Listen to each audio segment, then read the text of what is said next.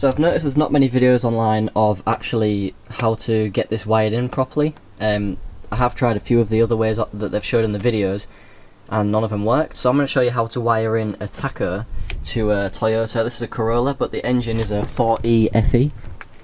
1.3 engine, sorry. So basically, what I've done with the power and the lights is I've just put them into one of these fuses up here. So it's just in a cigarette lighter fuse. So basically that's just that 12 volt thing pretty much, and I've just put it in between there, so that works.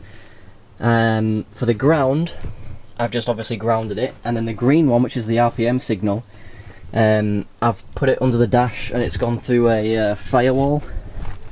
And then I saw a few people saying you need to tap into the power source for the ignition coil, but that is not the case because that didn't really work for me. What I did find worked was if you get the OBD diagnostics port here, see the IG part there? If you plug it into here, it works. So what I've done is this all just clips apart, and I've taken the wire out of it, and where is it? I've just spliced it together with my green signal wire.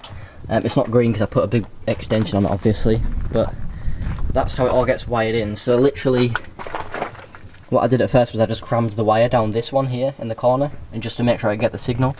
Then after that I took it apart and cut it, and then basically put it back together with the other one. So yeah,